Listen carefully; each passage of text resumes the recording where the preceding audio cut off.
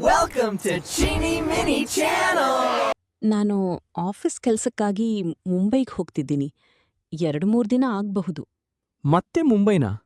ಹೌದು, ಕೆಲಸ ಇದೆ. ಪದೇ ಪದೇ ಮುಂಬೈ ಏನೋ ಸರಿಯಿಲ್ಲ ಅನ್ಸ್ತಿದೆ.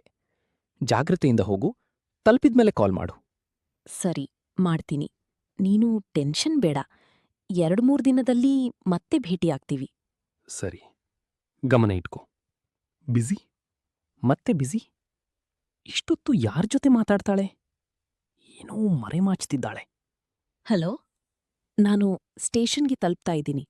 ನೀನು ಬಂದು ಪಿಕಪ್ ಮಾಡು. ಸರಿ, ಬರುತ್ತೀನಿ. ಅವಳು ಈಗ ಫೋನ್ ಕೂಡ ತೆಗೆದುಕೊಳ್ತಿಲ್ಲ. ನನಗೆ ನಾನೇ ಮುಂಬೈಗೆ ಹೋಗ್ಬೇಕು. ನಾಳೆನೇ ಹೊಳ್ತೀನಿ. ಎಷ್ಟು ಜನಸಂಡಣಿ. ಇಲ್ಲಿ ಅವಳನ್ನು ಹೇಗೆ ಹುಡುಕೋದು?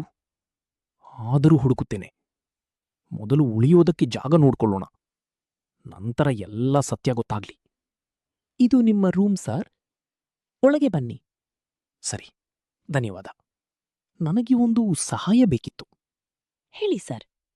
ಈ ಹುಡುಗಿಯನ್ನು ಹುಡುಕ್ಬೇಕು. ಅವಳನ್ನು ಎಲ್ಲೋ ನೋಡಿದಂತಿದೆ. ಎಲ್ಲ ನೋಡಿದಿರಿ?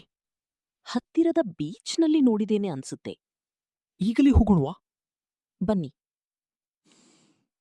ನಾನ್ ನಿನ್ನನ್ನು ತುಂಬಾ ಪ್ರೀತಿಸ್ತೀನಿ.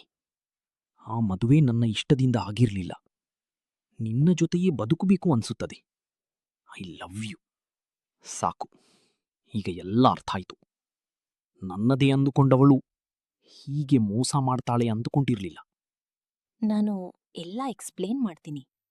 ಸತ್ಯ ಮರೆಮಾಚಿದ್ರೂ ಏನೂ ಬದಲಾಗಲ್ಲ. ನೇರವಾಗಿ ಹೇಳು. ಹೌದು, ನೀನ್ ಕೇಳಿದ್ದು ಸತ್ಯ. ಆ ಮದುವೆ ನನ್ನ ಮನಸ್ಸಿನಿಂದ ಆಗಿರ್ಲಿಲ್ಲ. ಆದ್ರೆ ನಿನ್ಗೆ ಸತ್ಯ ಹೇಳೋ ಧೈರ್ಯ ನನ್ಗಿರ್ಲಿಲ್ಲ. ಹಾಗಾದರೆ ನಮ್ಮ ಸಂಬಂಧ ಇಲ್ಲಿ ಮುಗೀತು. ಕ್ಷಮಿಸು. ಇದು ತಪ್ಪಲ್ಲ, ನೇರ ಮೋಸ. ಜೀವನದಲ್ಲಿ ಕೆಲವೊಮ್ಮೆ ಸತ್ಯ ತುಂಬಾ ನೋವು ಕೊಡುತ್ತೆ. ಆದ್ರೆ ಅದೇ ನಮ್ಮನ್ನು ಸರಿಯಾದ ದಾರಿಗೆ ಕರೆದೊಯ್ಯುತ್ತೆ. ನೀನೊಬ್ಬನೇ ಅಲ್ಲ ಸರ್. ಕೆಲವರು ಹೋಗೋದ್ರಿಂದ ಜೀವನ ಮುಗಿಯುವುದಿಲ್ಲ. ಹೌದು, ಈಗ ಮುಂದೆ ನೋಡೋ ಸಮಯ ಬಂದಿದೆ. ನೀನೀಗ ಸ್ವಲ್ಪ ನಾರ್ಮಲ್ ಆಗಿ ಹಗುರವಾಗಿದೆ. ನೋವು ಕೊಟ್ಟವರು ಹೋಗ್ಬಿಟ್ರು. ಆದ್ರೆ ನಿಜವಾಗಿಯೂ ಕಾಳಜಿ ಇಟ್ಟವರು ಜೊತೆ ಉಳಿದ್ರು. ನೀನಿರ್ಲಿಲ್ಲ ಅಂದ್ರೆ ನಾನ್ ಮುರಿದು ಹೋಗ್ತಿದ್ದೆ. ಈಗ ನೀನ್ ಸ್ಟ್ರಾಂಗ್ ಆಗಿದೀಯ. ಅದೇ ಮುಖ್ಯ. ಬಹುಶಃ ನಡೆದದ್ದು ಒಳ್ಳೆಯದಕ್ಕಾಗಿಯೇ ಆಗಿರಬಹುದು. ಕೆಲವೊಮ್ಮೆ ಅಂತ್ಯವೇ ಹೊಸ ಆರಂಭವಾಗತ್ತೆ.